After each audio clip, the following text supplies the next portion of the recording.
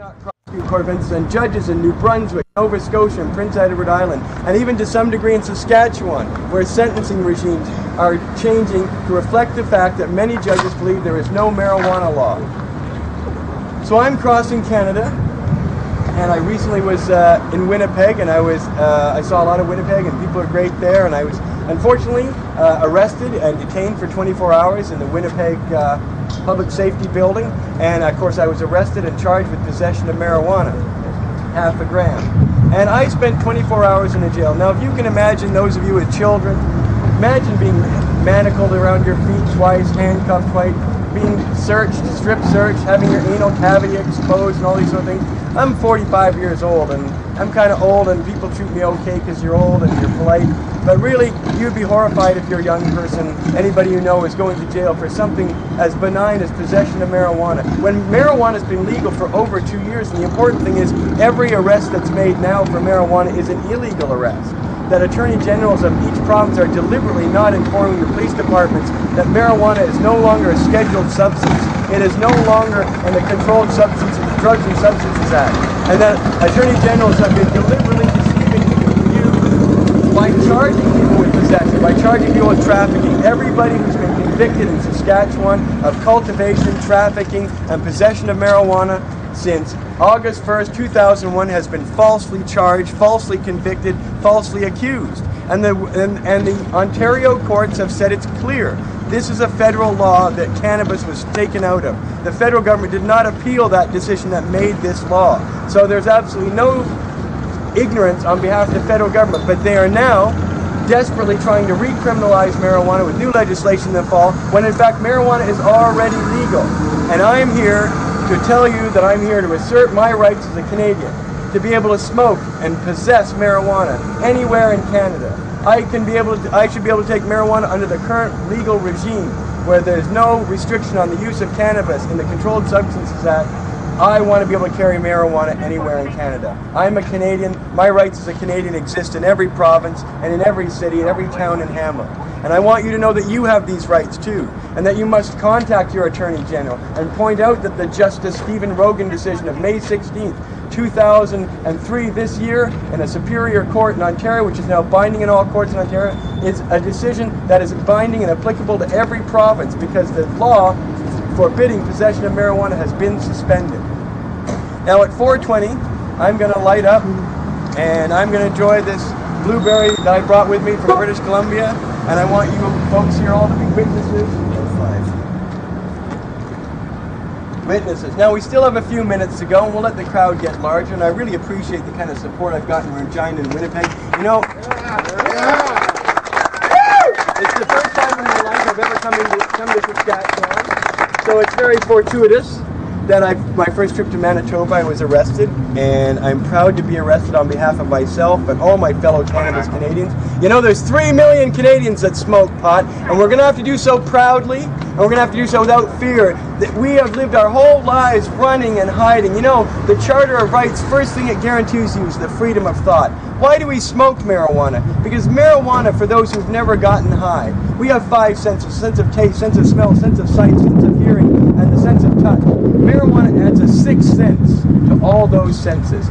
Things taste differently, they smell differently, you hear them differently, and you see them differently, and the sense of touch is different. It adds a whole new dimension to your human experience. That's why we all smoke pot. There's no other reason to smoke pot but to change, alter, and rearrange the way we want to think about any given time. So you know how you are at the end of a tense day, and you're feeling tense. Well, marijuana will change that tension into relaxation. It turns anxiety into joy. It can change a lot of unhappy events into something happy. And that's why we take marijuana. And the Charter of Rights, first thing, it protects us with freedom of thought. It also protects our freedom of association. But can we associate together without police officers always at our rallies, without us having to hide when we smoke marijuana? We're a culture. We have over 300 words for the term marijuana alone. There are several thousand songs about marijuana lexicon. 5 worldwide recognized religions use marijuana as a sacrament. Marijuana has been used to make clothing for 10,000 years. It's been used as a euphoric and a medicinal plant herb to protect and help people and heal them for 15,000 years, since the beginning of civilized man. Marijuana is in the Bible. In fact, the word Christ for the Messiah Jesus means the anointed one. And Jesus anointed himself in cannabis oils when he communicated with his Father, God, the plant that was put here by his Father. And in fact, our Charter of Rights, our Constitution, starts out with the term, we recognize the supremacy of God. And who but God put this plant here on earth? And if you read Genesis, you'll see, take these seeds that I give you and plant them, and it is all good. There is no qualification that some things are bad, some things are good. Everything that I have given you is useful, says God in the Bible. And we have to take that because Canada is a nation under God. The Charter of Rights initiates that we acknowledge the supremacy of God and that all our rights stem from this acknowledgement. Well, God clearly put marijuana here. It's in every city, hamlet, town on the planet. It's certainly everywhere in Canada. People of all ages, of all strata, all walks of life smoke marijuana.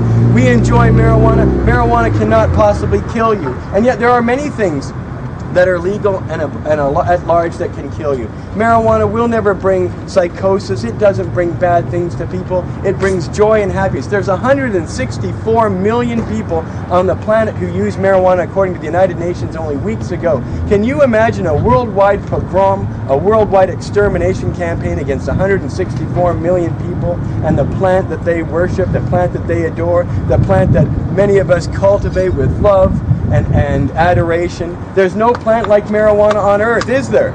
Is there? There's no plant like marijuana. No. You can get high, you can make clothes, it's medicine, it's oil. It's almost suspicious that a plant so useful, so critically accepted for thousands of years by every aspect of human society on every continent.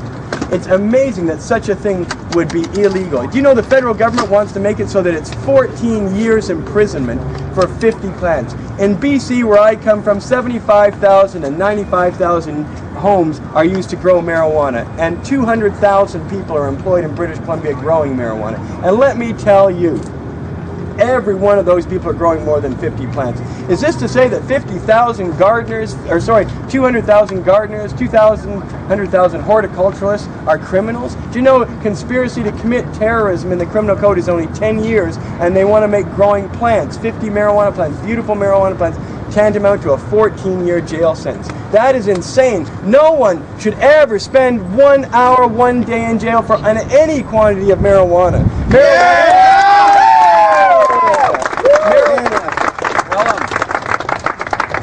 Marijuana is a gift to us by our Creator. It is here to heal our ills. It's here to give us joy, to give us celebration. In every culture in history, marijuana has grown. Men and women chopped down the marijuana plants, made clothes with its fiber, threw the flower tops onto big bonfires, and they were able to see their God that way. That's how many primitive people communicated with God. Remember, 2,000 years ago, the average person died at the age of 25. An infection killed you. People lost their teeth early. People had to procreate very young to have children just to survive them. In those days, they needed balms like marijuana, which when its oil the poultice would soothe wounds. The marijuana would allow you to escape pain, the cold, the pneumonia that you got. And marijuana has been essential medicine to almost every major culture since the beginning of time. How you doing, folks? Excellent. How am I doing so far? Awesome. As you may know, I've been arrested 11 times for marijuana. I've been in 9 jails, and I may yet be in a 10th. So keep track of me if the Saskatchewan constabulary haul me away. I mean, my bail wouldn't be till Monday, so I'll be in jail for 2 days. And jail's never pleasant, you know. Let me tell you about it. I'm sure it's not supposed to be pleasant, but there's not a soft spot in there. It's all concrete and steel. You know, the lights on. Short timers always get the top bunk, and the lights are on all night. You can't get any sleep. I'm a vegetarian. There's absolutely not going to be no food I can eat in there for 2 days, and it's a scramble to get what food there is anyway, in my experience. So, you know, it's not a pleasant time, and I don't think it's so bad for an older like me, but I always fear about young people. Young people should never be going to jail and mixing with the kind of people you might find there. They should never be put in cold concrete and steel cells away from their family for marijuana. What kind of lesson does that send? That the system is fascist, the system is punishing me. Why? Because you're having a little bit of fun with marijuana. Maybe because you're seeing enlightenment. Maybe because you're with your friends, young friends, and you're out exposed. You know, it's funny how many young people get rounded up for marijuana compared to old people.